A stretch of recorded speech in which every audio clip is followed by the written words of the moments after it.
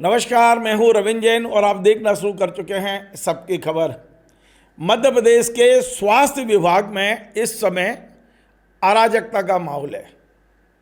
ऐसा लगता है कि अधिकारियों की भर्राशाही चल रही है और किसी के ऊपर कोई कंट्रोल नहीं है। मज़ेदार बात यह है कि स्वास्थ्य विभाग में जो कुछ चल रहा है उसकी भनक भी विभाग के मंत्री को नहीं लगने दी जा रही। बगैर मंत्री से पूछे ट्रांसफर पोस्टिंग हो रही हैं, बगैर मंत्री के पूछे टेंडर हो रहे हैं, मंत्री को कुछ बताया ही नहीं जा रहा है। अधिकारी अपनी मनमर्जी पे उतारू हैं। ऐसा लगता है कि ये स्वास्थ्य विभाग इस समय मध्य प्रदेश में भ्रष्टाचार का सबसे बड़ा गढ़ बन गया है। आप सोचिए, मध्य प्रदेश की 9 करोड़ जनता के स्वास्थ्य से जुड़ा हुआ ये जो विभाग है वहाँ किस तरह से मनमानी चल रही है। आज मैं 2-3 उदाहरण बताता हूँ। कल मैंने एक खबर बनाई थी कि मध्य प्रदेश हेल्थ कॉरपोरेशन में एक ऐसे डॉक्टर की तैनाती की गई है जो खुद की कंपनी चलाते हैं, खुद के इक्विपमेंट बनाते हैं और सरकारी नौकरी भी करते हैं। है ना चौंकाने वाला मामला। क्या कोई संभव है कि यदि पीडब्ल्यूडी का ही चीफ इंजीनियर खुद की कंपनी बना के ठेके लेने लगे? लेकिन मध्य प्रदेश स्वास्थ्य विभाग में हो रहा है। मध्य प्रदेश स्वास्थ्य विभाग में मैं ये उदाहरण बता रहा हूँ कि इंदौर के गांधी मेडिकल कॉलेज में वहाँ एक डॉक्टर हैं पंकज पारासर। उनके बारे में आप तय कर लीजिए, निकाल लीजिए, पूरा गूगल कर लीजिए। उनकी खुद की कंपनी है और वो कंपनी में सीईओ हैं और सरकारी नौकरी भी कर रहे हैं। ये नियम कौन से हैं? इनके लिए कोई अलग से नियम बनाए गए हैं क्या? एक डॉक्टर खुद की कंपनी चला रहे हैं, देश विदेश में घूम के अपनी कंपनी के प्रेजेंटेशन दे रहे हैं और वही डॉक्टर मध्य प्रदेश सरकार से वेतन भी ले रहे हैं। चलिए, वहाँ तक ठीक था। लेकिन इस डॉक्टर ने ऐसी तो घुमाई है कि मध्य प्रदेश हेल्थ कॉरपोरेशन में इन्हें मुख्य महाप्रबंधक तकनीकी बना दिया गया है। आप समझ गए? अब ये मुख्य महाप्रबंधक तकनीकी, पहले तो समझ ले हेल्थ कॉरपोरेशन क्या है। मध्य प्रदेश हेल्थ कॉरपोरेशन जो है वो पूरे मध्य प्रदेश में मेडिकल कॉलेजों के लिए, मेडिकल अस्पतालों के लिए उपकरण खरीदने और दवा खरीदने का काम करता है। टेंडर कॉरपोरेशन निकालता है, कंपनी कॉरपोरेशन तय करता है और रेट भी यही तय करता है। अब इस पूरा कॉरपोरेशन में जो मुख्य बिंदु होता है, जो मुख्य अधिकारी होता है, वो होता है मुख्य महाप्रबंधक, प्रमुख महाप्रबंधक तकनीक। क्योंकि वो तय करता है कि हमें ये उपकरण चाहिए, ये नहीं चाहिए, ये दवाई लेनी है, ये नहीं लेनी है। यानी कि सारा दारोमदार इसी अधिकारी के ऊपर रहता है। अब इस कुर्सी पर पहले भी ये अधिकारी रह चुके हैं, लेकिन तमाम शिकायतों के बाद इन्हें हटा दिया गया था।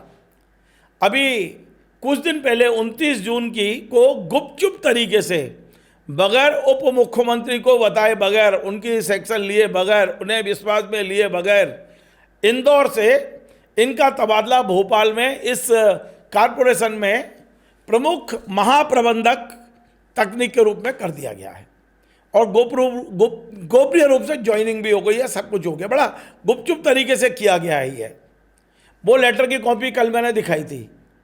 उसमें ना तो ये कहा गया है कि हमने एसीएस से परमिशन ली है, ना ये बताया गया कि उप मुख्यमंत्री तक फाइल गई है, ना इसकी कॉपी उप मुख्यमंत्री को दी गई है। मेरे सूत्र मुझे बता रहे हैं कि उप मुख्यमंत्री जी इन तमाम सारी खबरों से और इन तमाम सारी चीज़ों से बेहद दुखी हैं। जैसे कैलाश विजयवर्गीय ने अभी पत्र लिखा सीएम को, हो सकता है आने वाले कुछ दिन में उप मुख्यमंत्री राजेंद्र शुक्ला जी का भी एक पत्र हमको पढ़ने मिले, क्योंकि उनके विभाग में जो कुछ कर रहे हैं अधिकारी उन्हें पता ही नहीं है, उनसे पूछा ही नहीं जा रहा है ना कमाल की बात। अब मैं आपको बताता हूं कि ये जो पंकज पारासर हैं, डॉक्टर पंकज पारासर, उनको लेकर एक शिकायत ईओडब्ल्यू में हुई है और ईओडब्ल्यू में उनका नाम नहीं है, नाम कंपनी का है और ये शिकायत की कॉपी मेरे हाथ में है। इंदौर की एक कंपनी है जिसका नाम है decent medical equipment private limited. इसको पंकज पारासर जी ने 2023 में काफ़ी काम दे दिए थे। मतलब जो उपकरण 3-3.5 लाख रुपए में बाजार में मिल रहे हैं। इस कंपनी ने 17-18 लाख रुपए में सप्लाई किए हैं। पंकज पारासर को ये बताया गया था उस समय कि इस कंपनी के पास विदेशी जो मैन्युफैक्चरिंग कंपनियां हैं उनके अथॉरिटी लेटर हैं। अब मैं आपको बताऊं कि जो अथॉरिटी लेटर इसने लगाया था वो था आरजेड मेडिजिन टेक्निक, जो कंपनी है विदेशी कंपनी उसका। लेकिन इस विदेशी कंपनी ने बाकायदा पंकज पारासर को मेल किया कि ये पत्र जो हमारा लगाया है टेंडर में वो असली नहीं है, नकली है, इस पर कार्रवाई करिए। इसके बाद भी इस कंपनी को कॉन्ट्रैक्ट दिया गया और इससे कम 40 से 50 करोड़ रुपए के उपकरण और दवाइयाँ खरीदे गए हैं। ये सारे दस्तावेज ईओडब्ल्यू के पास हैं। और मैं आपको बता दूं कि ईओडब्ल्यू ने decent medical equipment system private limited Indore के मालिक राम मिलन को ये नोटिस जारी कर दिया। ये नोटिस की कॉपी मेरे हाथ में है और उनसे तमाम सारे दस्तावेज बुलवाए हैं। मैंने आपसे कुछ देर पहले राम मिलन जी को फ़ोन लगाया इंदौर में और उनका कहना है कि बिल्कुल हमें नोटिस मिला है और लगभग 5000 पेज के दस्तावेज हमने ईओडब्ल्यू को दिए हैं। अब ईओडब्ल्यू को तय करना है कि हमारी गलती है या हम लोग नहीं है। राम मिलन ने बिल्कुल नहीं बताया कि उनका सिर्फ इतना ही कहना था कि कुछ हमारे पास रिप्रेजेंटेटिव आते हैं कंपनियों के, उन्होंने हमें लेटर दिया, वो लेटर हमने लगा दिया। मतलब वो भी आशंकित हैं कि लेटर नकली है। आप सोचिए विदेशी कंपनियों के ऑथराइजेशन लेटर नकली लगा के, और ये हेल्थ कॉरपोरेशन में जम के धंधा चल रहा है। सोचिए 3-4 लाख रुपए का इक्विपमेंट 18 लाख रुपए में, 17 लाख रुपए में खरीदा जा रहा है और करोड़ों रुपए की ये जो चल रहा है, ये बहुत बड़ा खेल चल रहा है। अब पंकज पारासर जी को दोबारा ले आए हैं। दोबारा क्यों लाए वो भी समझ लीजिए आप। दरअसल भारत सरकार ने मध्य प्रदेश को करीब 200 करोड़ रुपए का एक फंड दिया है और वो दिया है कि मध्य प्रदेश के 9 करोड़ लोगों का होमोग्लोबिन चेक करिए आप। होमोग्लोबिन यदि कम ज़्यादा है तो आप उसकी दवाई करिए। तो होमोग्लोबिन नापने के लिए जो मीटर आते हैं और जो उसकी स्लाइड आती है, इसकी सप्लाई होनी है और इस सप्लाई के लिए टेंडर निकाला गया था। हमने पिछले दिनों ही बता दिया था कि गुजरात की किस फर्म से सेटिंग कर ली है इन लोगों ने। अब बड़े अधिकारी, चाहे वो एमडी हों, चाहे कमिश्नर हों, चाहे एसीओस हों, उन्हें एक सिर चाहिए होता है ताकि उस पर ठीकरा फोड़ दिया जाए। कभी फाइल पकड़ी जाए, भ्रष्टाचार पकड़ा जाए तो किसी एक अधिकारी के ऊपर ठीकरा फोड़ दिया जाए। अब यह तय हो गया है कि वो उपकरण किससे खरीदना है, लगभग तय है उनका। अब वो ये टेक्निकल पद पर ले आए हैं पंकज पारासर को फिर से इस पर कॉरपोरेशन में, और कॉरपोरेशन में लाकर पंकज पारासर को कभी यदि शिकायत होती है, कभी यदि ये सिद्ध होता है कि गलत तरीके से सब कुछ किया गया है, तो सारा दारोमदार पंकज का होगा, डॉक्टर पंकज पारासर का, ये आईएएस अधिकारी सब बचे जाएंगे। बड़ी तरीके से काम हो रहा है ये पूरी तरह से। और मैं बड़ी देसी भाषा में शुद्ध रूप से समझा रहा हूँ आपको कि हेल्थ विभाग भ्रष्टाचार का मध्य प्रदेश में सबसे बड़ा गढ़ बन चुका है। आम आदमी के स्वास्थ्य से खिलवाड़ हो रहा है। आम आदमी को कैसी दवाइयाँ दी जा रही हैं, उपकरण कैसे खरीदे जा रहे हैं। मेरे ख्याल है मुख्यमंत्री जी आपको खुद देखना चाहिए इसे, क्योंकि उप मुख्यमंत्री की तो चली नहीं रही विभाग में। हमें कल एक मैसेज आया था शाम को, और मैसेज ये आया था कि उप मुख्यमंत्री के मतलब सूत्र कह सकते हो आप कि उनकी जानकारी में नहीं है कि पंकज पारासर की नियुक्ति हो गई है यहाँ। यदि नहीं है तो आप सोचिए कितनी गंभीर बात है। फिलहाल अब मैं आपको एक दो चीज़ें और बता देता हूँ। आपने देखा स्वास्थ्य विभाग का इंदौर में एक अस्पताल चल रहा था जिसमें 87 लोगों का स्टाफ, डॉक्टर सहित अन्य स्टाफ पदस्थ किया गया था। अब ये 3 लाख लोगों का उपचार इस अस्पताल में हो रहा था। 3 लाख जो पॉपुलेशन है उसके लिए अस्पताल खोला गया था और उनके स्वास्थ्य को ध्यान रख के। अब वो दैनिक भास्कर ने, मैं आपको कटिंग दिखाता हूँ, ये मेरे ही मित्र पत्रकार है जिन्होंने इस खबर को दिया है। उन्होंने जो पोल खोली है, आप विश्वास करेंगे, हंसी आती है कि अस्पताल जमीन पे है ही नहीं, हवा में है।